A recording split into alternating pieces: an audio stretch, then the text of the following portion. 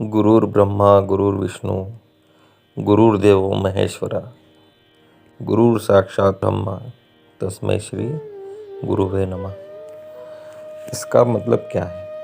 इसका मतलब यह है कि जो गुरु है वो ब्रह्मा के समान है, विष्णु के समान है, महेश के समान है। इसका मतलब ये हुआ कि जो गुरु की फ्रीक्वेंसी है, उनकी जो पावर है वो ब्रह्मा से मिलती है, विष्णु से मिलती है, महेश से मिलती है। इन तीनों में से किसी से भी मिल सकती है। यदि आप उनकी पावर तक पहुंच गए तो इन तीनों में से किसी से भी उनकी फ्रीक्वेंसी मिल सकती है। और यदि आप उस पावर से आगे निकल गए तो गुरु साक्षात पर ब्रह्म भी गुरु हो सकते हैं। यदि आप ब्रह्मा विष्णु महेश इन तीनों की फ्रीक्वेंसी को पार कर गए, इनकी पावर आपने एब्जॉर्व कर ली, वहाँ तक पहुँच गए, तो उसके आगे पर ब्रह्म की पावर आती है। तो जो गुरु है वो पर ब्रह्म भी हो सकता है और उसके आगे परम परम परम ब्रह्म, अनंत कोटि ब्रह्मांड में अनंत ब्रह्मा हैं जिन्होंने इस सृष्टि की रचना करी है। उनका जो क्रिएटर है वहाँ तक भी आप पहुँच सकते हैं, तो वो ही गुरु है। ठीक है, ये इस श्लोक का सही अर्थ है। अब गुरु होता कौन है? टीचर एक अलग व्यक्ति होता है, जो गुरु होता है वो एक अलग व्यक्ति होता है। तो गुरु होता कौन है? गुरु वो होता है जो आपको ज्ञान देकर, है ना, या तो भौतिक या अभौतिक, सांसारिक, लौकिक, पारलौकिक, कोई सा भी ज्ञान, किसी भी प्रकार का ज्ञान देकर आपकी आत्मा को गति प्रदान करता है और आगे की तरफ बढ़ाता है ना। जब आप बच्चे होते हैं तो आपको भौतिक ज्ञान दिया जाता है, तो जो भौतिक ज्ञान आपको मिला है ना, फिजिक्स है, केमिस्ट्री है, बायोलॉजी है, किसी भी प्रकार का आपको जो ज्ञान मिल रहा है, ABCD से लेके और जो बड़े बड़े आपको प्रोजेक्ट मिलते हैं जब आप कॉलेज में जाते हैं, तो किसी भी प्रकार का आपको जो भौतिक ज्ञान मिलता है वो भी आपकी आत्मा एब्जॉर्व करती है। तो उस समय पर आपके गुरु वो होते हैं, आपके टीचर वो होते हैं, क्योंकि उन्होंने आपको भौतिक ज्ञान दिया हुआ होता है। तो वो आपके टीचर जो होते हैं उस समय में आपके गुरु होते हैं। ठीक है, अब आत्मा की एक खासियत ये होती है कि आत्मा हमेशा गति करती है ना। वाइब्रेशन से वो चली है, परम परम परम ब्रह्म के वाइब्रेशन से वो चली है।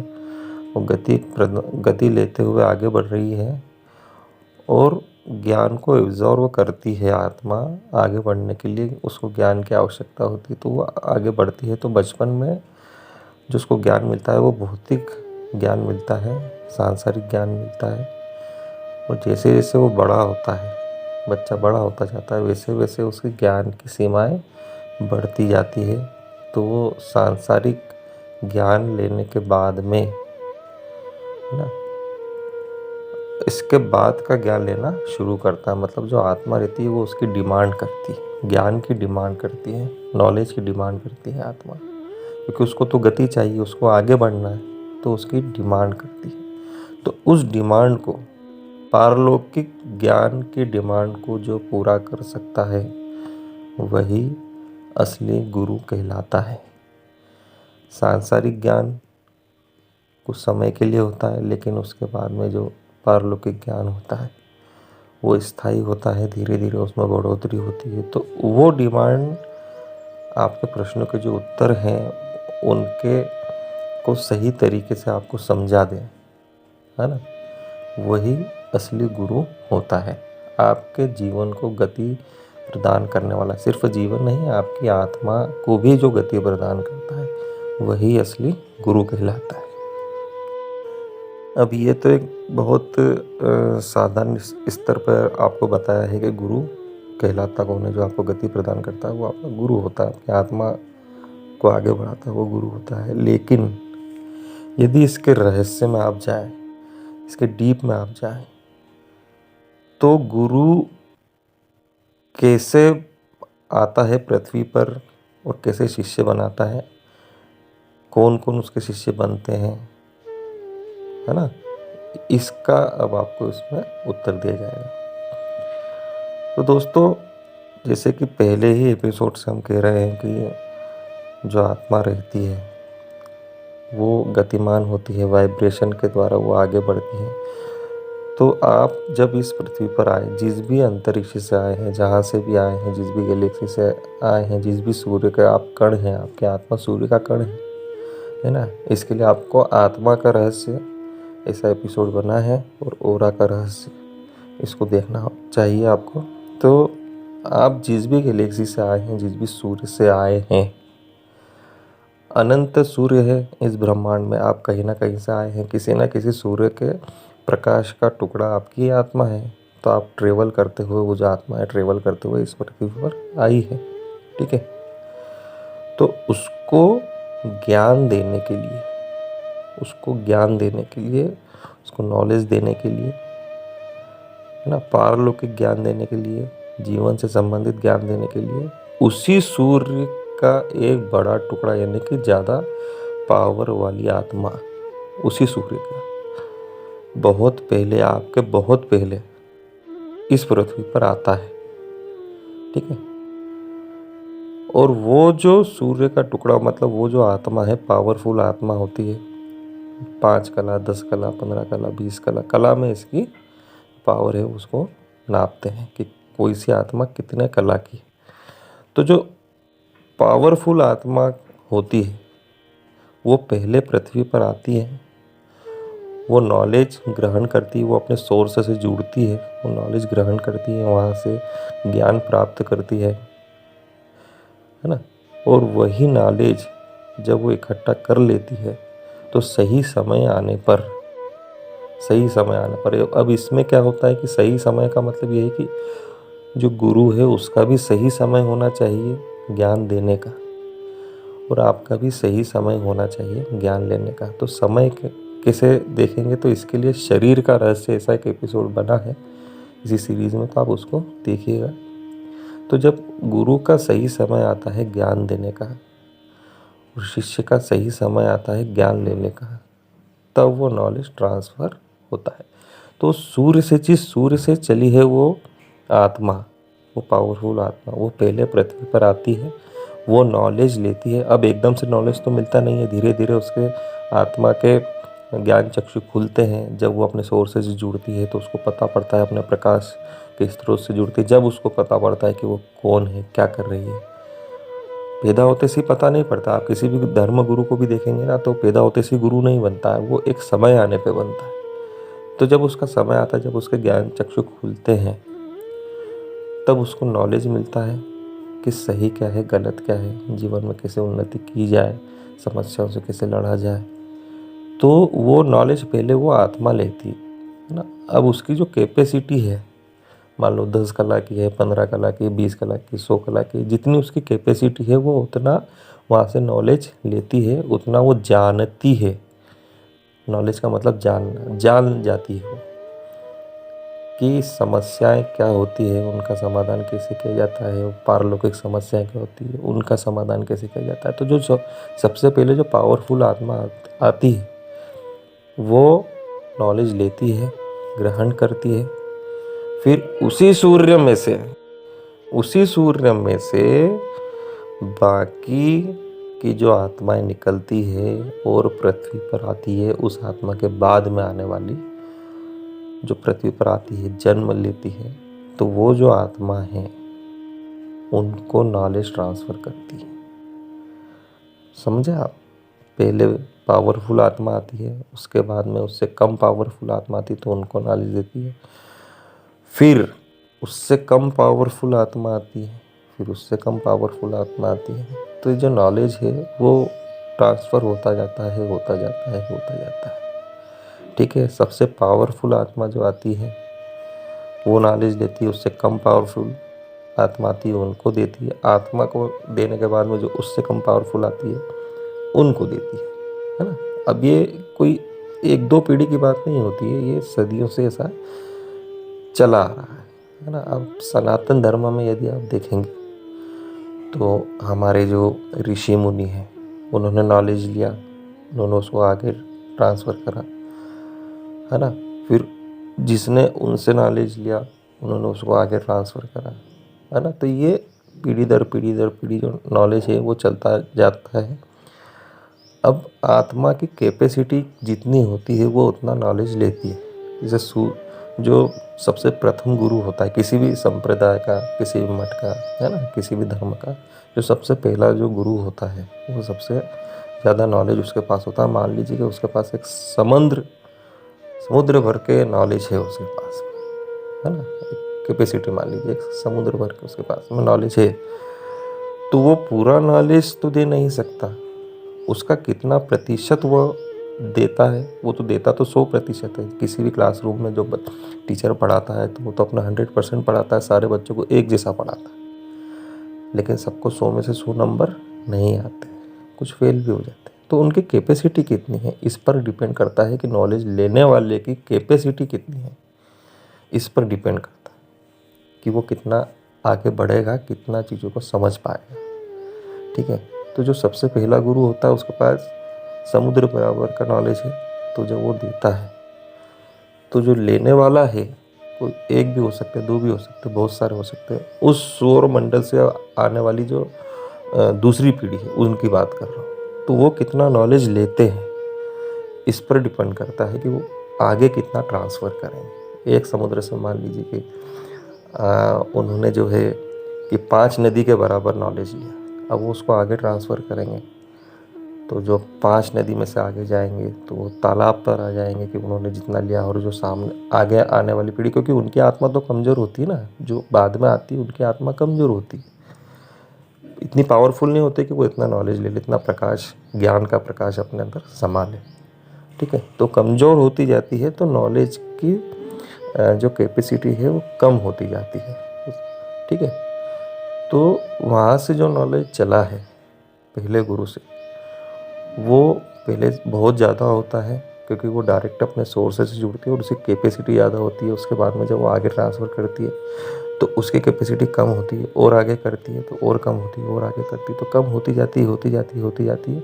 और एक समय ऐसा आता है कि वो बिल्कुल ही शून्य हो जाती है। तो जब वो शून्य हो जाती है, वो नॉलेज की कैपेसिटी बिल्कुल शून्य हो जाती है, तो वो धर्म, वो संप्रदाय समाप्त हो जाता है, ठीक है। वो धर्म, वो संप्रदाय जो भी है, ठीक है, मठ जो भी है, वो समाप्त हो जाता है, होने लगता है, धीरे धीरे होने लगता है। उसमें कहीं हिस्से होने लग जाते हैं, फिर हिस्से के हिस्से होते हैं, फिर हिस्से के हिस्से होते हैं, और धीरे धीरे करके जो अंतिम व्यक्ति होता है वो, उसका नॉलेज की कुछ बूंदें उस तक आती है और वो धर्म संप्रदाय समाप्त हो जाता है।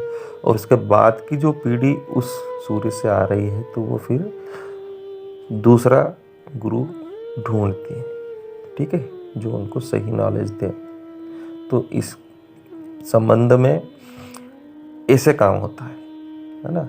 बड़ी आत्मा आई, उसने नॉलेज दिया, फिर छोटी आत्माओं को दिया, छोटी आत्मा यानी कि कम पावर वाली आत्मा है, फिर उससे कम पावर वाली आत्माएं आई, तो आखिरी तक ये नॉलेज जाता है। और उसके बाद में जब वो आत्मा आना बंद हो जाती है, क्योंकि उसका भी एक समय होता है ना, कब तक आएगी सूर्य से, कब तक आत्मा आएगी। तो वो आत्मा जब आती है, नॉलेज ग्रहण करती है, व्यक्ति वो नॉलेज ग्रहण करता है, तो उसकी कैपेसिटी जब ख़त्म हो जाती है, देने की कैपेसिटी और लेने की कैपेसिटी ये पूरी ख़त्म हो जाती है, तो वो संप्रदाय, वो धर्म संप्रदाय वो समाप्त हो जाता है ना। सनातन धर्म में क्या होता है, ये भी एक रहस्य की बात है। सनातन धर्म में जैसे कि मान लो गुरु के पास में ज्ञान आया, ब्रह्मा के पास में ज्ञान आया, उन्होंने, है ना, उसको बांटा, सप्तऋषियों को बांटा, सप्तऋषियों से फिर वो ज्ञान चला, फिर वो आगे आया, मनु के पास में आया, फिर उसके आगे चला, ब्रह्म ऋषियों के पास में आया, उसके आगे चला। तो सनातन धर्म में क्या होता है कि आत्माएं, जो पावरफुल आत्माएं हैं वो आई है, तो बाद में भी पावरफुल आत्मा अवतरित हो सकती है उसके अंदर, जो उस नॉलेज को पूरा ग्रहण करे। ठीक है, क्योंकि हमारे यहाँ पे जो गुरु शिष्य की परंपरा है ना, वो एक अलग लेवल पे काम करती है। ठीक है, तो हमारे सनातन धर्म में बाद में भी पावरफुल आत्मा जन्म लेती है और ज्ञान ग्रहण करती है, पूरा ज्ञान ग्रहण कर सकती है, पूरा समुद्र का समुद्र जैसा ज्ञान भी ग्रहण कर सकती है, और उससे ज़्यादा भी कर सकती है, क्योंकि इसमें जो आत्मा की जो गति होती है ना, जो स्पीड होती है, उसके माध्यम से वो अपने सोर्स तक पहुंच सकती है। क्योंकि यही सिखाया जाता है कि आप अपने सोर्स तक कैसे पहुंचे, हमारे यहाँ पर ये सिखाया जाता है। तो यदि आप अपने सोर्स तक पहुंच गए, किसी तरीके से आप सोर्स तक पहुंच गए हैं, तो आप उससे भी तो ज्ञान लेते हैं। अपने गुरु से आपने ज्ञान लिया, उसने सोर्स से आपको कनेक्ट करा। ठीक है, तो आपने और ज़्यादा ज्ञान लिया, क्योंकि आपकी आत्मा की कैपेसिटी ज़्यादा है, तो आप और ज्ञान ले सकते हैं, उसका विस्तार कर सकते हैं। ठीक है ना, उसमें और गहरा उतर सकते हैं, तो आने वाली पीढ़ी को और ज्ञान दे सकते हैं। तो इसलिए सनातन धर्म के अंदर जो गुरु होता है उसकी बहुत महत्वपूर्ण भूमिका होती है, क्योंकि वो ज्ञान लेता है, सोर्स से कनेक्ट करता है, और ज्ञान ले सकता है मतलब हर कोई लेता है ऐसा ज़रूरी नहीं, ले सकता है, उसका विस्तार कर सकता है और अपने शिष्यों को प्रदान कर सकता है। इसलिए सनातन धर्म अभी तक बचा हुआ है, वो कभी समाप्त नहीं हुआ है, न कभी होगा, क्योंकि उसके अंदर आत्माएं, बड़ी बड़ी आत्माएं जो हैं, बड़ी बड़ी पावरफुल आत्माएं, वो अवतरित होती रहती है। वो क्यों होती रहती है, उसका कारण क्या है, इसके लिए परमात्मा का रहस्य ऐसा एपिसोड बनेगा, तो आप उसको अवश्य देखिएगा। तो हमारे सनातन धर्म के बचने का मूल कारण गुरु शिष्य परंपरा मानी जा सकती है। ठीक है, तो ये एपिसोड थोड़ा सा बड़ा बन सकता है, वीडियो लेंथ थोड़ी ज़्यादा हो सकती है, लेकिन बिल्कुल जो चाहते हैं गुरु से संबंधित जितने प्रकार के प्रश्न हैं, मैं कोशिश करूँगा कि सबका नॉलेज अपने स्तर पर मैं आपको दे सकूं। इसके बाद भी यदि आपका कोई सा प्रश्न बनता है तो आप कमेंट में पूछ सकते हैं। ठीक है, तो ये सनातन धर्म की बात हो गई। अब सनातन धर्म में यदि अभी वर्तमान की बात करें, तो सनातन धर्म में भी कई प्रकार के गुरु हैं। ठीक है, राधा स्वामी वाले हैं, ओशो रजनीश के जो हैं उनके जो कैंप चलते हैं, तो वो भी गुरु, ब्रह्म कुमारी भी गुरु की पदवी में आती है। इसके अलावा साधु सन्यासियों में जाए तो बहुत सारे गुरु उसमें भी मिलेंगे आपको, नागा साधु वगैरह हैं। तो इसमें भी कई गुरु भी आपको मिल जाएंगे, है ना। अलग अलग सूर्य से जो आत्माएं आती है, उनको जो नॉलेज देता है वो गुरु बन जाता है, और उसका जो स्तर होता है वो जिस हिसाब से सोचता है उस हिसाब से ही वो नॉलेज देता है। जब सोर्स से आता है, जिस सोर्स से आता है, उसका जो नॉलेज है वही वो ट्रांसफ़र करता है। वो जिस सोर्स मंडल से आया है और जिस सूर्य से आया है ना, उसका जो चरित्र है उस हिसाब से ही वो उसको ट्रांसफ़र करता है। तो वो अपना एक संप्रदाय बना लेता है, लोगों को जोड़ लेता है और अपना एक संप्रदाय बना लेता है। वो जिस जगह से आया है, जिस सौर मंडल से आया है।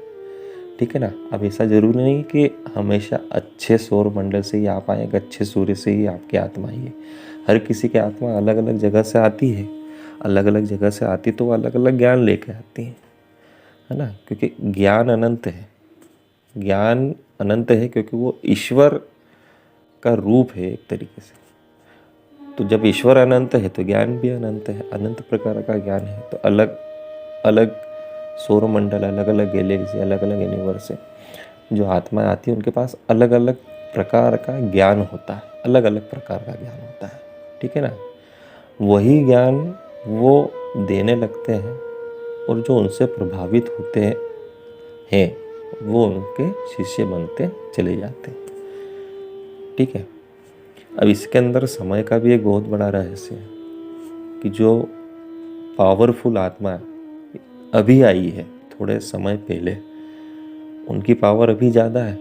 अब वो सही है कि गलत है वो एक अलग विषय है। उनकी जो पावर है, उनकी आत्मा की जो पावर है, अलग अलग धर्मों में अलग अलग आत्माएं जो अभी कुछ समय में आई है 2-3 हज़ार साल के अंदर, उनकी जो पावर है वो काफ़ी ज़्यादा है ना। वो जिस सूर्य से आए हैं वहाँ से जो नॉलेज लेके आए हैं, उसकी जो पावर है, आत्मा की जो कैपेसिटी है, जो 2-3 हज़ार साल में जिनका भी जन्म हो, वो काफ़ी पावरफुल आत्माएं हैं। वो जितनी पावरफुल आत्माएं हैं उतना ज़्यादा वो नॉलेज लेके आई है। अब वो सही है गलत है अलग विषय है, पर उनकी आत्माएं पावरफुल है। गलत भी हो सकती है आत्मा, ऐसा पावरफुल का मतलब ये नहीं कि वो गलत नहीं हो सकता। शक्तिशाली आदमी भी गलत हो सकता है। तो पावरफुल आत्माएं, उनकी पावर काफ़ी ज़्यादा है, तो वो उसका विस्तार उतनी तेज़ी से करती है। समझ में आ रहा है ना, क्योंकि वो दूसरों को प्रभावित करने की क्षमता जल्दी कर देती है ना। उनकी क्षमता ज़्यादा होती है, वो जल्दी प्रभावित कर देती है क्योंकि उसकी पावर ज़्यादा है। वो वहाँ से लेके आई है, उस सौर मंडल से लेके आई है, तो उसकी प्रभावित करने की क्षमता बहुत ज़्यादा होती है और बहुत जल्दी वो प्रभावित करती है। तो इसलिए जो दूसरे संप्रदाय के लोग हैं उससे प्रभावित हो जाते हैं और उनका जो नॉलेज है उसके ऊपर इनका नॉलेज कैप्चर हो जाता है, लेयर बना देता है। क्योंकि दूसरे संप्रदाय जो हैं उनका जो नॉलेज है वो तो क्षीण है, कम है ना। वो अपने सोर्स तक नहीं जुड़ रहे हैं, वो भटक रहे हैं। अगर वो सोर्स से जुड़ जाते हैं तो उनको भटकना नहीं पड़ता। उनके जो गुरु हैं उनका जो नॉलेज है वो अभी कमज़ोर चल रहा है, वो कमज़ोर चल रहा है। तो जो दूसरे पावरफुल जो आत्माएं होती है उनके नॉलेज के ऊपर अपने नॉलेज की लेयर चढ़ाकर उनको प्रभावित कर कर अपने संप्रदाय में शामिल कर लेती है। ठीक है। इसमें सूक्ष्म जगत का भी बहुत बड़ा खेल होता है। जब उस पर वीडियो बनाया कि सूक्ष्म जगत वाले कैसे प्रभावित करते हैं, है ना, तो उसमें भी इसका रहस्य आपको खुल जाएगा। लेकिन उसका जो मूल कारण है वो यही है कि जो अभी अभी में जो आत्माएं आई है वो पावरफुल है, उनके पास वो कैपेसिटी है, प्रभावित करने की क्षमता है। वो साम दाम दंड भेद किसी भी तरीके से प्रभावित कर सकते हैं। ठीक है। प्रभावित करते हैं तो जिन लोगों का नॉलेज कमज़ोर है, जिनका गुरु कमज़ोर है, ठीक है, उनको प्रभावित करते हैं और उनके ऊपर अपनी आत्मा, अपने नॉलेज का आवरण चढ़ा देते हैं और उनको अपने संप्रदाय में शामिल कर लेते हैं। तो इस तरीके से उनके शिष्यों की संख्या बढ़ती जाती है, बढ़ती जाती है, बढ़ती जाती है। ठीक है। तो ये उसका मेन कारण है। प्रभावित होना एक अलग बात होती है ना। कोई अच्छा अगर उपदेशक है तो आपको प्रभावित कर सकता है। आप उससे जब ज़्यादा प्रभावित हो जाते हैं तो आप ये सोचते हैं कि यार हम इसी के शिष्य बन जाते हैं, यही हमारा तारणहार है, तो ये हमको उतार देगा, हमारी सारी समस्याओं का समाधान कर देगा। अब वो नॉलेज सही है गलत है वो एक अलग विषय है। जब आप प्रभावित हो जाते हैं तो आप उसके शिष्य बन जाते हैं, है ना। अधिकतर लोग बन जाते हैं। तो कोई किसी से प्रभावित होता है, कोई किसी से प्रभावित होता है। अब इसमें क्या होता है कि मान लीजिए कि आपको कोई सा धर्म गुरु मिला, आप उससे प्रभावित हुए, आपने को ऐसा लगा कि यार ये बहुत बढ़िया है और ये अब हमारे जीवन की समस्याओं का समाधान कर देगा। एक्चुअली में सारी चीज़ें भौतिक रूप में ही देखी जाती है क्योंकि मनुष्य के जो ज्ञान चक्षु है वो इतना पावरफुल नहीं होते। इसीलिए मेडिटेशन का मैंने आपको कहा था, मेडिटेशन आप करेंगे तो धीरे धीरे आपकी खुद की पावर जनरेट होगी, है ना। तो मेडिटेशन का रहस्य ये एपिसोड आप ज़रूर देखिएगा इसी सीरीज में। तो यदि आपकी आत्मा कमज़ोर है, आपके पास में नॉलेज नहीं है, सही गलत करने का फैसला नहीं है, जीवन की समस्याओं को समाधान आपका नहीं मिल रहा है ना, आप भटक रहे हैं। इसमें समय का भी बहुत बड़ा रोल होता है कि भटकने की जो समय, जो तिथि है वो कब तक की है। तो जब आप भटक रहे हैं तो आप किसी से प्रभावित होते हैं, आप उससे जुड़ जाते हैं, आप उसके शिष्य बन जाते हैं। तो जब तक अगर उसके पास में सही नॉलेज है तो वो आपकी समस्याओं का समाधान कर देगा। जीवन से संबंधित समाधान भी कर देगा, जो समस्या है उनका समाधान कर देगा जीवन से जो संबंधित है, और जीवन की बात की पारलौकिक समस्याओं का समाधान भी वो कर देगा, यदि उसके पास सही नॉलेज है। और यदि गलत नॉलेज है तो आपको भटकाएगा, फिर वो ना, वो गुरु नहीं, वो आपको भटकाएगा, वो नकली गुरु है। ठीक, आपको भटकाएगा, आपकी समस्याओं को, मुश्किल से आपने 10 समस्याएं बताई है तो उसमें से एक या दो का समाधान अपने पावर से कर सकता है ना, लेकिन सारी समस्याओं को समाधान नहीं कर पाएगा। ठीक है, सारी समस्या को समाधान नहीं करेगा तो धीरे धीरे आपका जो विश्वास है जो बना है वो कमज़ोर होगा, डगमगाएगा, और एक दिन ऐसा आएगा कि वो आपका विश्वास टूट जाएगा। तो फिर आप क्या करेंगे? आप दूसरा गुरु तलाश करेंगे, फिर दूसरा भी यही करेगा, फिर तीसरा तलाश करेगा, तीसरा भी यही करेगा। तो आप भटकते रहेंगे, आपको सही गुरु बिल्कुल नहीं मिलेगा। तो सही गुरु आपका कौन है इसको जानना भी बहुत ज़रूरी है। वो कैसे जानेंगे इसी एपिसोड में आपको आगे बताया जाएगा। तो कुल मिलाकर कहने का मतलब ये है कि जब तक उस आत्मा का प्रभाव रहता है, जो सबसे पहले जो आत्मा आई है उसका प्रभाव रहता है, जब तक तो संप्रदाय चलता रहता है, आगे बढ़ता रहता है। लेकिन जब उसका प्रभाव क्षीण होने लग जाता है, समय के हिसाब से होता है ना, काल सबको खा जाता है, तो समय के हिसाब से उसका प्रभाव भी क्षीण होने लग जाता है। तो उसका जब प्रभाव क्षीण होने लग जाता है, कमज़ोर होने लग जाता है, तो संप्रदाय टूटने लगता है, बिखरने लगता है, और बिखरता है और बिखरता है। आप उससे प्रभावित होते हैं, आप उसको धारण भी कर लेते हैं, लेकिन फिर उसको छोड़ भी देते हैं, फिर दूसरा किसी गुरु को अपना गुरु मान लेते हैं दूसरे संप्रदाय के, फिर उसको भी छोड़ देते हैं, तीसरे को भी छोड़ देते हैं। तो ये जो है ये चलता रहता है जब तक आपको सही गुरु नहीं मिलता।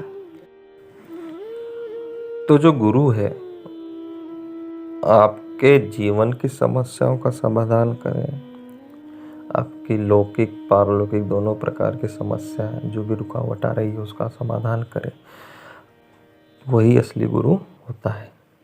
ठीक, कई लोग जो होते हैं वो नॉलेज के लिए अलग अलग गुरु बनाते हैं। जैसे आपको फिजिक्स पढ़ना है तो आप फिजिक्स का एक अपना एक अलग टीचर बनाएंगे, आपको इंग्लिश सीखना है तो उसका एक अलग टीचर बनाएंगे, है ना। आर्ट सीखना है आपको तो उसका एक अलग टीचर है, म्यूज़िक सीखना उसका अलग टीचर है। तो सीखना एक अलग बात होती है ना, सीखना, नॉलेज लेना, उस सब्जेक्ट का नॉलेज लेना वो एक अलग बात है, लेकिन जीवन का नॉलेज लेना वो एक अलग बात है ना। जीवन को जीने की कला, सही तरीका क्या है, वो जो आपको सिखाए वही आपका असली गुरु है। ठीक है, तो कई लोगों के कई गुरु भी हो सकते हैं। जैसे गुरुदेव दत्तात्रेय, उनके कई गुरु थे, तो उन्होंने उनसे नॉलेज लिया, ज्ञान प्राप्त करा। ठीक है, उन्होंने गुरु बदला नहीं, उन्होंने नॉलेज के लिए अलग अलग गुरु के पास में गए और उन्होंने वहाँ से नॉलेज लिया और वही फिर धीरे धीरे फैलाया।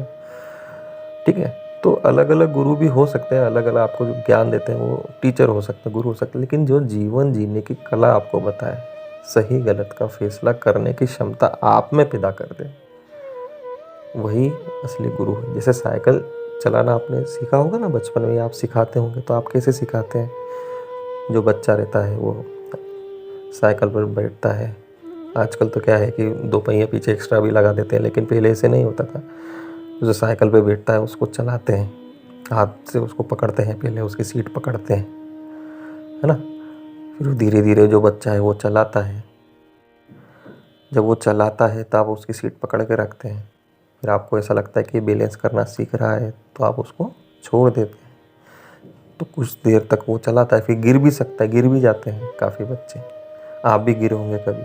ठीक है, फिर आप दौड़ कर जाते हैं, उसको उठाते हैं, फिर उसको साइकिल चलाना सिखाते हैं, उसका जो हौसला है वो मजबूत करते हैं, कोई बात नहीं लगती रहती है, फिर आप उसका हौसला मजबूत करते हैं, फिर अगले दिन वही प्रोसेस, सीट पकड़ते हैं आप उसके, वो साइकिल चलाता है, बच्चा साइकिल चलाता है, फिर आप उसको छोड़ते हैं, फिर वो गिरता है, फिर आप उसको उठाते हैं, फिर आप उसका हौसला अफजाई करते हैं, फिर वो सीखता है, फिर गिरता है। तो एक समय ऐसा आता है कि जब वो गिरना बंद कर देते, जब आप उसके सीट को छोड़ेंगे तो वो गिरना बंद कर देगा और अपने आप साइकिल चलाने लग जाएगा। असली गुरु का यही काम है, ठीक है। जो असली गुरु होता है उसका यही काम होता है, यही गुरु का कर्तव्य है कि वो ऑटोमेटिकली आपके सोचने की क्षमता को बढ़ा दे। वो आपको हमेशा मदद थोड़ी करेगा, है ना। क्यों नहीं करेगा, ये इसका भी मैं आपको जवाब दूंगा। वो आपकी मदद एक समय तक करेगा, जब तक आप साइकिल चलाना नहीं सीखेंगे। तो एक मैंने छोटी बात बताई, जब तक आप जीवन चक्र को समझकर उसको चलाना नहीं सीखेंगे, वो जब तक आपकी मदद करता रहेगा। जो असली गुरु की बात बता रहा हूँ, ये गुरु का कर्तव्य है। तो वो आपकी मदद करता रहेगा जब तक आप जीवन जीने की कला नहीं सीख जाते हैं, क्या सही है क्या गलत है, इसका डिसीजन स्वयं लेना नहीं सीख जाते, जब तक वो आपको आपका पथ प्रदर्शक बना रहेगा और आपको जीवन जीने की कला सिखाता रहेगा। और जैसे ही वो स्किल आपके अंदर डेवलप हो गई, क्या सही है क्या गलत है, क्या निर्णय लेने की क्षमता आप में डेवलप हो गई, वो आपको छोड़ देगा, आप पर सिर्फ नज़र रखेगा, आप पर नज़र रखेगा, ठीक है। तो ये काम कर दे, जो आपके अंदर निर्णय लेने की क्षमता पैदा कर दे, वही आपका असली गुरु है। और असली गुरु का काम भी यही है कि वो आपको इतना नॉलेज दे दे कि आप अपने जीवन पर आगे बढ़ते जाए बिना गुरु की मदद के, है ना। अब हमेशा आप उससे जो मदद लेंगे वो हमेशा तो नहीं दे पाएगा। उसका कारण ये है कि उसके स्वयं के भी जो कार्य है, जो काम है, वो भी तो उसको करना होता है ना। वो भी अपने स्रोत तक जाना चाहता है। जो गुरु की जो आत्मा है वो भी अपने सूर्य तक जाना चाहती है, वो भी साधना कर रही है। अब आप अपने जीवन की समस्या लेके आ गए उसके पास में, बच्चे की शादी नहीं हो रही है, नौकरी नहीं लग रही है, तो कनेक्टिविटी उसकी ख़त्म होती है ना। तो वो यदि आपको ये सिखा दे कि इसको कैसे आप हैंडल कर सकते हैं, तो वो अपने सोर्स तक जाने की जो प्रक्रिया है उसको शुरू करेगा, ठीक है। वहाँ तक जाएगा वो। उसके आत्मा को तो पता है ना उसको कहाँ जाना है। अगर अच्छा गुरु है, सही गुरु है, आध्यात्मिक गुरु है, उसकी बात कर रहा हूँ, तो उसको तो पता है कि वो कहाँ तक जाए, उसको कहाँ तक जाना है, फिर उसके बाद कहाँ जाना है। और वो साधना कर रहा है, आप बीच में आ गए, ठीक है ना, कि हमारा जो है नौकरी नहीं लग रही है, बच्चों की शादी नहीं हो रही, घर नहीं बन रहा है, पैसे की तंगी है, ये है। तो आपकी समस्याओं का समाधान वो करेगा। तो समाधान करने के बाद में भविष्य के अंदर आप स्वयं उसका समाधान कर ले, ऐसे स्किल आपके अंदर डेवलप करेगा यदि असली गुरु है तो, ठीक है ना। तो उस गुरु को ऐसा नॉलेज भी होना चाहिए। उसको आप यदि हमारा एपिसोड देखेंगे ना, शरीर का रहस्य, तो उसमें आपको समझ में आ जाएगा कि उसको ये नॉलेज भी होना चाहिए कि इसका समय कैसा चल रहा है, इसको अभी क्या करना चाहिए क्या नहीं करना चाहिए। और उसके बाद में जब आप आत्मा का रहस्य वाला एपिसोड देखेंगे तो उसमें ये भी गुरु को क्लियर होता है कि इसके आत्मा के भी स्टेज क्या है, ठीक है। तो उसको भी कितना नॉलेज देना है। तो अब ऐसा तो होता नहीं कि जीवन में कभी आदमी जो इंसान है, कभी उसके सामने मुसीबत आए नहीं, भले ही वो साइकिल चलाना सीख जाएगा, लेकिन एक समय ऐसा आता है जब वो गिरता है, ठीक है ना।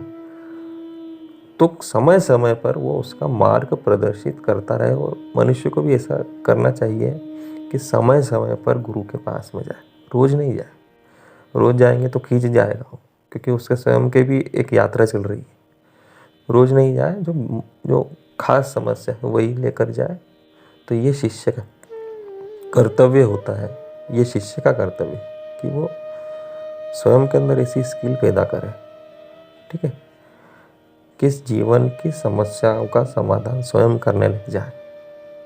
और जब आप परेशान हो जाए कि बिल्कुल इसका समाधान तो मिल ही नहीं रहा है, तब जाकर आप अपने गुरु का दरवाज़ा खटखटाएं। ये शिष्य का कर्तव्य होता है, ठीक है।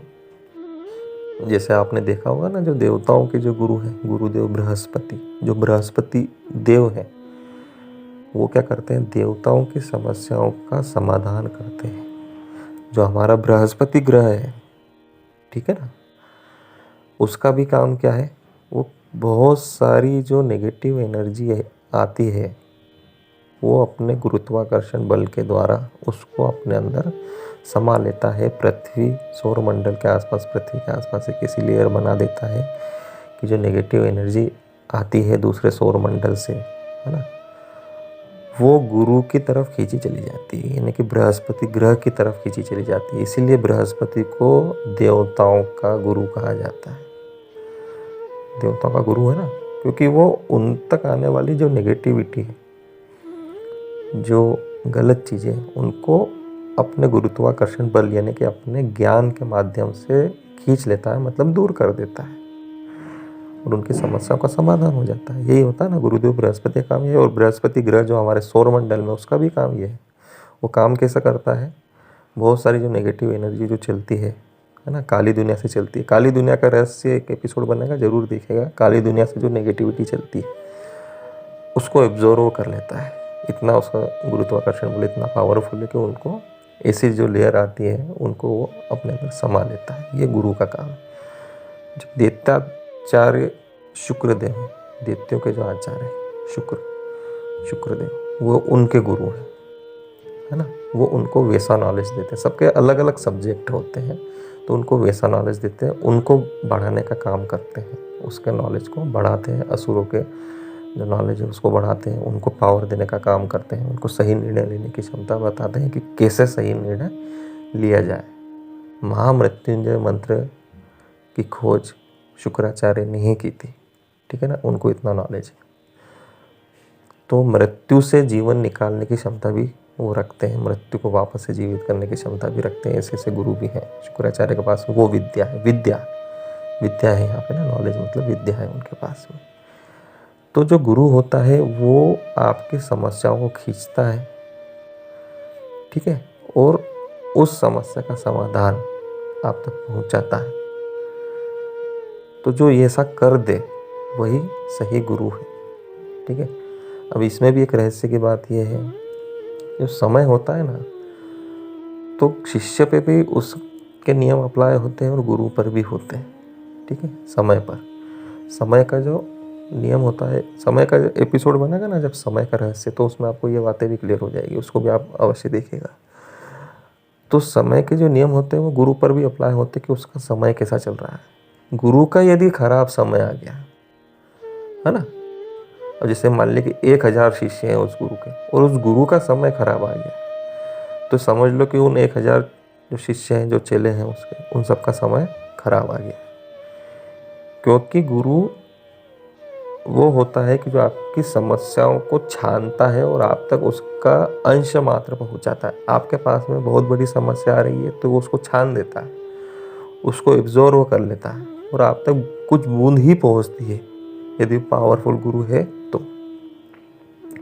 तो जब उसका खराब समय आता है तो समझ लो उसके जितने भी चेले हैं, जितने भी शिष्य, उन सबका भी खराब समय आ जाता है। क्योंकि जब गुरु का खराब समय आता है तो वो समस्याओं को छान नहीं पाएगा ना, तो जो समस्याओं का जो फ्लो है वो आपकी तरफ बढ़ जाएगा, चेलों की तरफ बढ़ जाता है। तो चेले जो होते हैं, जो शिष्य होते हैं, उनकी समस्याएं बढ़ती जाती है, बहुत बढ़ जाती है। जब गुरु की पावर कमज़ोर होती है ना, गुरु की पावर कमज़ोर होती है, उस पर भी लोड आता है। समय का नियम सब पे लागू होता है, तो जब उस पर लोड बढ़ जाता है तो चेलों का भी खराब समय आ जाता है।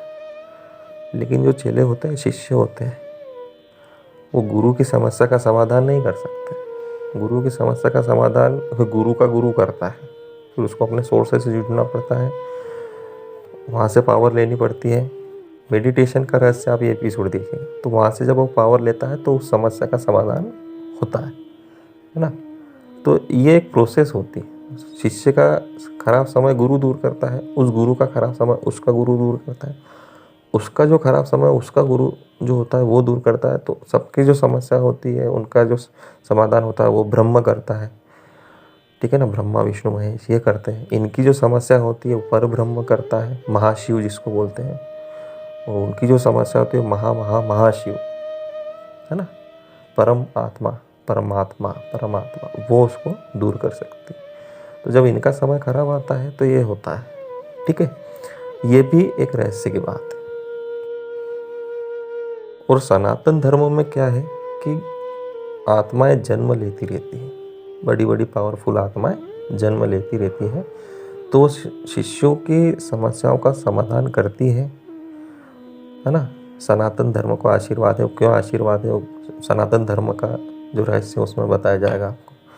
तो उनको आशीर्वाद है ऐसा, वो उनकी समस्याओं का समाधान करती है। फिर उनका समय आ जाता है तो वो चली जाती है, फिर दूसरी आत्माएं आती है। महावीर स्वामी आए हैं, गौतम बुद्ध हैं।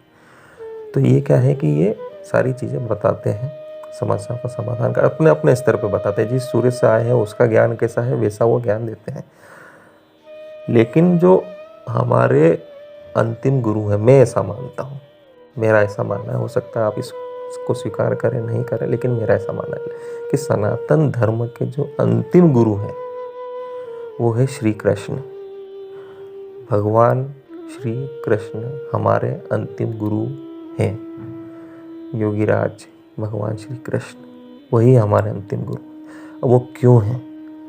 मुझे ऐसा लगता है कि उन्होंने कलयुग के प्रारंभ में, ठीक है ना, कलयुग प्रारंभ होने के पहले जो उपदेश दिया, गीता का उपदेश, वो हमारे लिए ही दिया था। अर्जुन तो एक माध्यम था, वो हमारे लिए आने वाले सनातन धर्मियों के लिए ही था कि भविष्य के अंदर जीवन को जीने की कला कैसी होनी चाहिए, उसका जो सही नॉलेज है वो गीता में दिया गया है, भगवान कृष्ण ने दिया है उसको। ठीक है ना। आप कभी गीता पढ़ी है?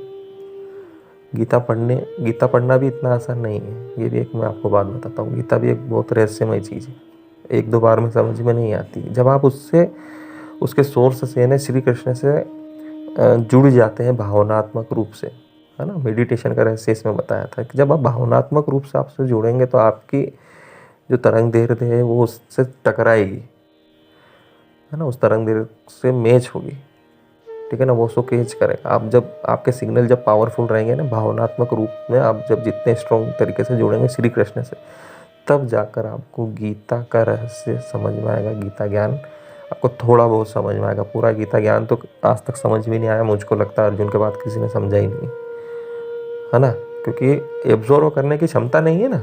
गुरु के पास तो देने की खूब क्षमता है, कृष्ण के पास तो खूब क्षमता है, अपार भंडार है ज्ञान का, लेकिन आपके पास में लेने की क्षमता नहीं है, आपकी आत्मा उतनी पावरफुल नहीं। तो आप इसको पावरफुल बनाइए। पावरफुल कैसे बनाया जाता है? मेडिटेशन का जो रहस्य, आप वो पूरा एपिसोड देख लीजिएगा, आपको उसके सारी चीज़ें क्लियर हो जाएगी। तो जो हमारे अंतिम गुरु हैं, मेरा ऐसा मानना है, वो है भगवान श्री कृष्ण, क्योंकि उन्होंने जीवन जीने की कला,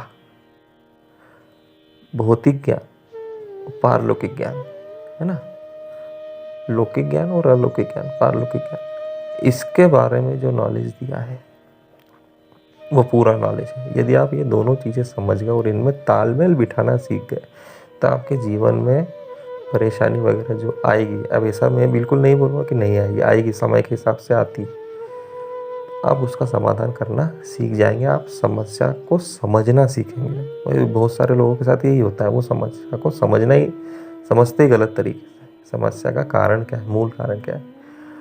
तो यदि आप गीता का ज्ञान लें, गीता पढ़ें, एक दो बार में समझ में आए, पहले कृष्ण से कनेक्टिविटी बनाएं, भगवान श्री कृष्ण से कनेक्टिविटी बनाएंगे, गीता पढ़ेंगे, उसको समझेंगे, भावनात्मक रूप से उससे जुड़ेंगे, तब आपको जीवन में आने वाली समस्याओं का समाधान धीरे धीरे मिलने लग जाएगा। जैसे श्री कृष्ण ने अपने जीवन में किया था, पांडवों की जो समस्या थी, समय समय पर उनको जो ज्ञान है वो देते गए उनके समय के हिसाब से, और अंत में कुरुक्षेत्र का जो युद्ध है वो उनको जितवा दिया।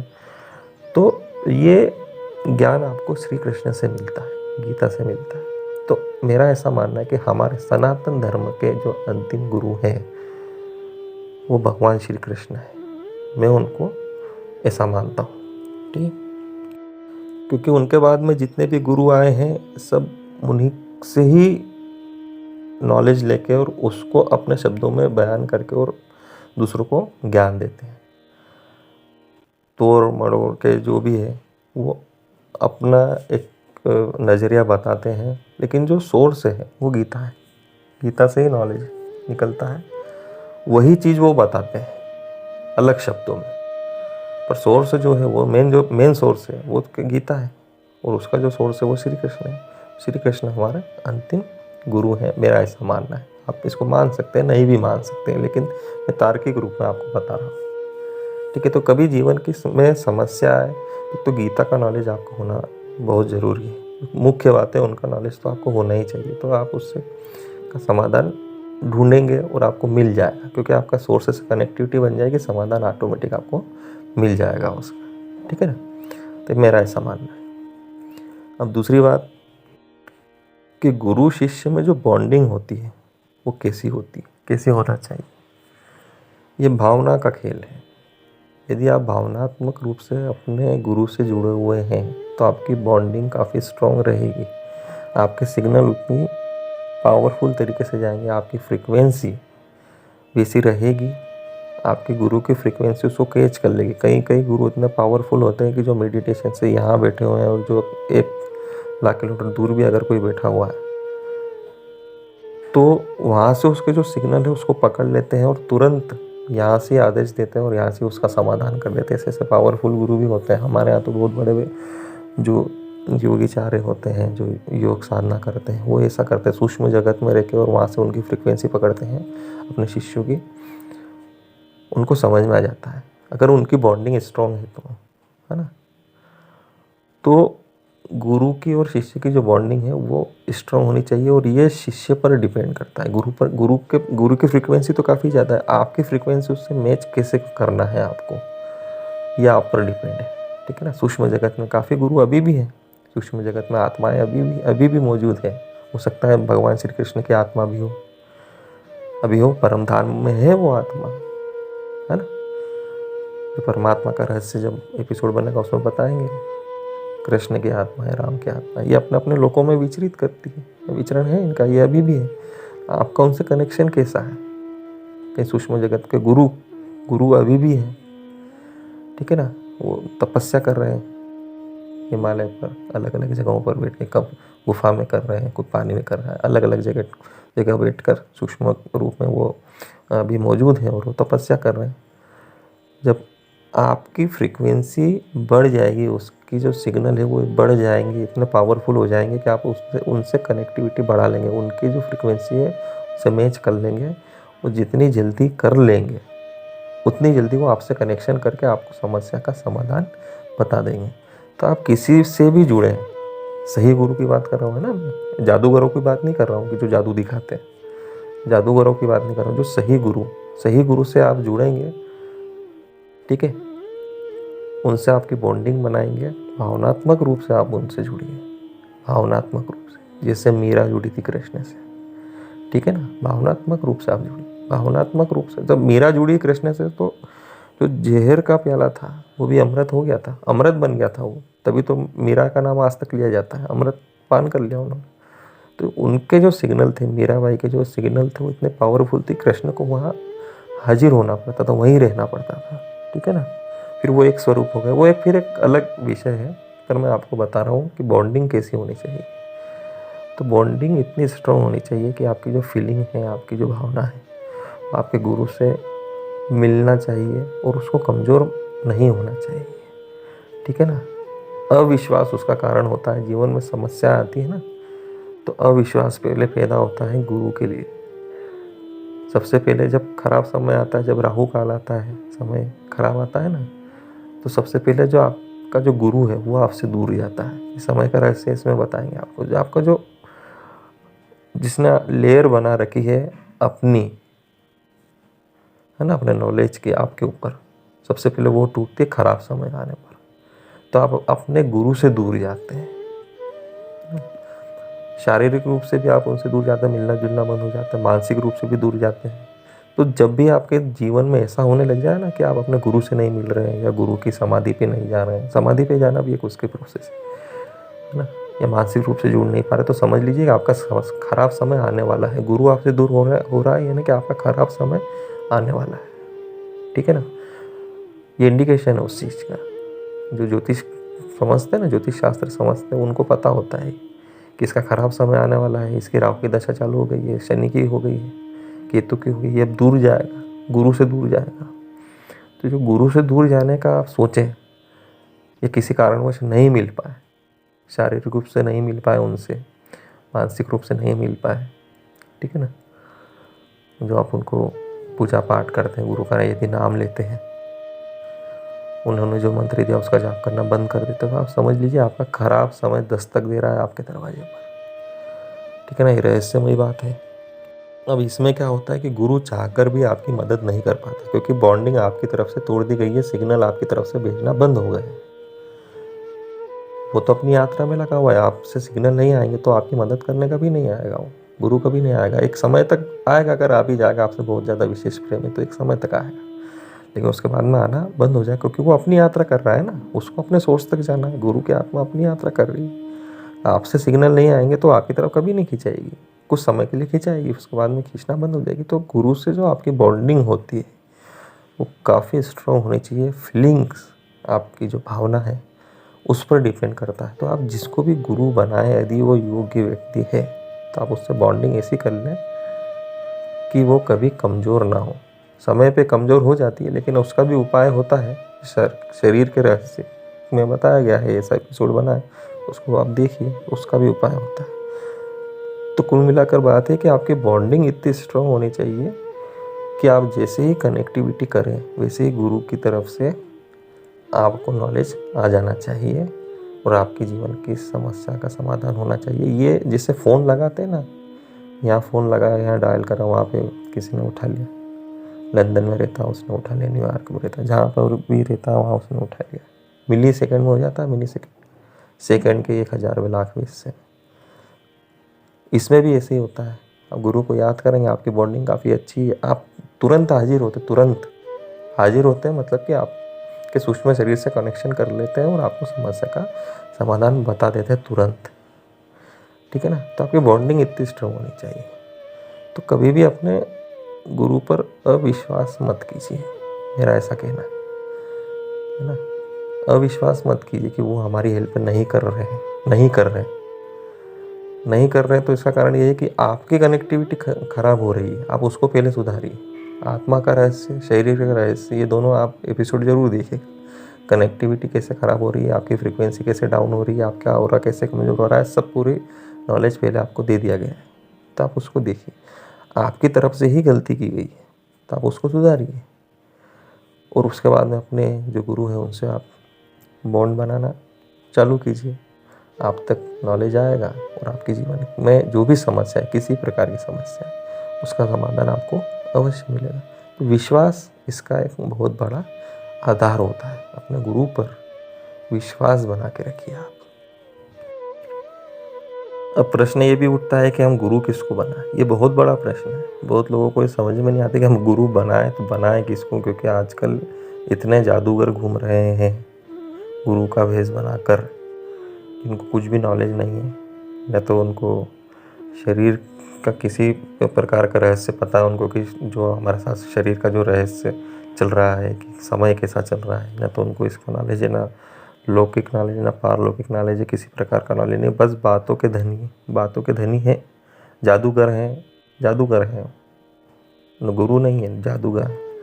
वो अपने लिए कुछ ना कुछ बता देंगे, आपको हाथ की सफाई दिखा के कुछ ना कुछ करवा देंगे, लेकिन आपकी समस्या का समाधान हमेशा कर देंगे ऐसा नहीं है। तो ये बहुत बड़ी समस्या आज के समय, क्योंकि क्या कि छद्मवेश में घूम रहे हैं ना, काफ़ी लोग छद्मवेश में घूम रहे हैं, गुरु का चोला ओढ़ कर ना, और लोगों को प्रभावित कर गलत जानकारी देकर घूम रहे हैं, गलत जानकारी देते हैं, और अपने संप्रदाय में या फिर अपने धर्म में, अपने मठ में, या जो भी है उनका जो भी चीज़ है चलाते हैं, जो भी संस्थान चलाते हैं, उनमें संख्या की बढ़ोतरी कर रहे हैं, है ना। तो लोग बाग भटक भी जाते हैं, क्योंकि उनकी आत्माएं कमज़ोर है, उनको सही ज्ञान पता ही नहीं है, सही ज्ञान लेना कहाँ से, है ना। तो गुरु बनाए तो कैसे बनाए, इसका मैं आपको एक बहुत आसान तरीका बताता हूँ। देखो, गुरु बनाने के लिए क्या है, 2 चीज़ों की बहुत ज़्यादा ज़रूरत होती है। एक तो आपका जो समय है, आप उसको वैसा सेट कर लीजिए। आपका जो समय चल रहा है ना, काल चक्र के हिसाब से, ज्योतिष के हिसाब से आपका जो समय चल रहा है, यदि आपका खराब समय चल रहा है तो आपका गुरु नहीं बनेगा। आपके राहु की दशा में आपका गुरु नहीं, आपका गुरु वो बनेगा जो आपको शराब पीना सिखाएगा जब राहु की दशा आएगी। शराब कैसे पीते हैं, जुआ कैसे खेलते हैं, वही ये चीज़ सिखाएगा आपका गुरु, क्योंकि वो उस सूर्य से वैसे नॉलेज आपको देगा, उस सूर्य से जुड़ा, उस स्रोत से जुड़ा हुआ है। आपकी फ्रीक्वेंसी उससे मैच हुई, फ्रीक्वेंसी का तो खेल है, आपकी फ्रीक्वेंसी जो चल रही है वैसे ही आपको गुरु मिलेगा। तो सबसे पहले तो फ्रीक्वेंसी, शारीरिक रूप से आपकी जो फ्रीक्वेंसी चल रही है, जो समय के हिसाब से चल रही है, उसको सुधारिए, ठीक है। फिर आत्मा की जो फ्रीक्वेंसी चल रही है उसको बढ़ाते जाइए, उसको बढ़ाइए। आप मेडिटेशन कीजिए, सारी समस्याओं का समाधान यही है कि आप मेडिटेशन शुरू कीजिए। मेडिटेशन का रहस्य इसके पहले जो एपिसोड बनाया वो आप ज़रूर देखिएगा। मेडिटेशन कीजिए तो शारीरिक फ्रीक्वेंसी, आपके शरीर की फ्रीक्वेंसी और आपकी आत्मा की फ्रीक्वेंसी, इनको आप मैच करिए और इसको बढ़ाते जाइए, इसको अच्छा करते जाइए, इसको पॉजिटिव करते जाइए। इसको जितना पॉजिटिव करेंगे उतने पॉजिटिव लोग आपको मिलेंगे और उतना पॉजिटिव गुरु आपको ढूंढ लेगा स्वयं। आप गुरु को मत ढूंढिए, मेरा ऐसा कहना है। आप गुरु को बिल्कुल मत ढूंढिए, आप सिर्फ ये 2 काम कीजिए। समय के हिसाब से अपनी फ्रीक्वेंसी अच्छी कीजिए, अपने शारीरिक फ्रीक्वेंसी जो है आपके शरीर से निकलने वाली तरंग दैर्घ्य उसको सही कीजिए। आपकी आत्मा से जो निकलने वाली तरंग दैर्घ्य है उसको अच्छा कीजिए।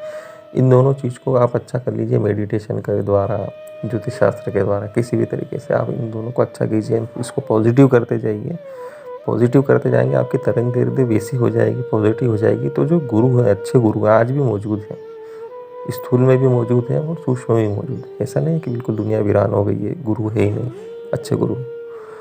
तो जो गुरु होते हैं वो स्वयं अपनी फ्रीक्वेंसी फेंकते रहते हैं, अलग अलग जगह पर फ्रीक्वेंसी फेंकते रहते हैं और जैसे ही आपकी जो फ्रीक्वेंसी है उनसे मैच होती है वो आपसे कनेक्टिविटी स्वयं बना लेते हैं।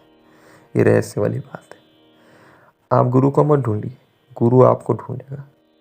यदि आप गुरु को ढूंढेंगे ना तो पता नहीं किस उसमें दलदल में भी उतर सकते हैं, लफड़े में फंस सकते हैं आप किसी। क्योंकि गलत गुरु यदि आपने ढूंढ लिया तो आपको गलत मार्ग दिखाएगा, गलत मार्ग दिखाएगा, आपका जीवन बर्बाद भी कर सकता है। गलत गुरु आपका जीवन बर्बाद करता है। ठीक है, तो अपनी आत्मा को मजबूत कीजिए, अपनी शारीरिक फ्रिक्वेंसी उसको बढ़ाइए, इन दोनों को मैच कीजिए, इनका तालमेल बनाइए, भगवान पर विश्वास रखिए, है ना। कितना ही बुरा समय आए आप भगवान पर विश्वास रखिए, कृष्ण पर विश्वास रखिए, राम जी पर विश्वास रखिए, है ना, शिव शंकर पर विश्वास रखिए, माता जी यदि मानते हैं उन पर विश्वास रखिए। विश्वास इसका बहुत बड़ा एक आधार होता है। विश्वास रखिए, अपनी फ्रीक्वेंसी को अच्छा करते जाइए, पॉजिटिव करते जाइए, तो पॉजिटिव लोग आपसे पहले जुड़ना शुरू होंगे। जब पॉजिटिव लोग आपसे जुड़ना शुरू होंगे, अच्छे लोग आपसे जुड़ना शुरू होंगे, खुश मिजाज लोग आपसे जुड़ना शुरू होंगे, है ना, तो खुश मिजाज और अच्छा गुरु आपको मिल जाएगा, क्योंकि आपकी फ्रीक्वेंसी उस स्तर की हो जाएगी। गुरु अपनी फ्रीक्वेंसी फेंकता रहता है, वो इधर उधर फेंकता रहता है, उसकी फ्रीक्वेंसी तो निकलती रहती है। जैसे ही कोई भी उसकी रेंज में आएगा वो उसको अपनी तरफ खींच लेगा, उसकी फ्रीक्वेंसी अपनी तरफ खींच लेगी। तो अच्छे गुरु भी होते हैं, वो अपनी फ्रीक्वेंसी फेंकते रहते हैं, उस तरंग दैर्घ्य से आपकी तरंग दैर्घ्य मेल खाएगी, वैसी वो आपको ऑटोमेटिक मिल जाएगा। वो स्वयं आपको खोजेगा, क्योंकि उसका ज्ञान ज़्यादा है आपसे, आपका ज्ञान कम है ना। तो आप बस पॉजिटिव रहिए, इसका यही कारण है, यही इसका उपाय भी है। आप पॉजिटिव रहेंगे तो आपको आपका गुरु वैसा मिल जाएगा, समय पर मिलता है वो भी, है ना। समय आने पर ही सही गुरु मिलता है, नॉलेज आपको सही समय आने पर ही होता है। तो शरीर की फ्रीक्वेंसी, है ना, जो आपकी कुंडली है उसके हिसाब से आप उसकी फ्रीक्वेंसी को सेट कीजिए। सबसे पहले तो ये काम कीजिए, ठीक है ना। आपका जो ग्रह गोचर चल रहा है उसके हिसाब से अपनी फ्रीक्वेंसी को सेट कीजिए, तो आपको जीवन से जुड़ी जितनी भी समस्या है उसका समाधान भी वो देगा। उसके बाद में पारलौकिक जो आपके समस्याएं हैं उसका भी आपको समाधान देगा। धीरे धीरे आपको नॉलेज गेन करना सिखाएगा, नॉलेज लेते कैसे हैं, समस्या का समाधान करा कैसे जाता है, ये आपको सिखा देगा गुरु, है ना। वो ऑटोमेटिक आपको ढूंढेगा, आपको ढूंढ रहा है अभी भी। आपका जो गुरु, यदि आपका कोई गुरु नहीं है, मैं ये इन लोगों की बात नहीं कर रहा हूँ जो अभी गुरु बने हुए फिर रहे हैं, इनकी बात नहीं कर रहा हूँ। गुरु एक ही होता है, गुरु शिष्य का जो कनेक्शन होता है ना वो काफ़ी अलग टाइप का होता है, ठीक है ना। गुरु एक ही होता है, वही आपको सही नॉलेज देता है जीवन का, और जीवन के बाद का सारा नॉलेज देता है। तो आप उसको मत ढूंढिए, वो स्वयं आपको ढूंढ रहा है, अभी भी ढूंढ रहा है, अभी भी कहीं ना कहीं वो आपको ढूंढ रहा है, ठीक है। वो आपको ढूंढ रहा है, लेकिन जैसे ही आपका सही समय आएगा, आपकी फ्रिक्वेंसी उस टाइप की हो जाएगी। हो सकता है इस जन्म में आपको मिले ही नहीं, अगले जन्म में मिले। आपकी फ्रिक्वेंसी जब उस हिसाब से सेट हो जाएगी, उस गुरु के लायक हो जाएगी, गुरु ऑटोमेटिकली आपके सामने आ जाएगा और आपका जीवन भव से पार कर देगा, ठीक है। यही गुरु का रहस्य है। तो दोस्तों, यदि आपको ये वीडियो पसंद आया तो इसको लाइक और शेयर अवश्य कीजिए। मिलते हैं अगले एपिसोड में। तब तक के लिए नमस्कार।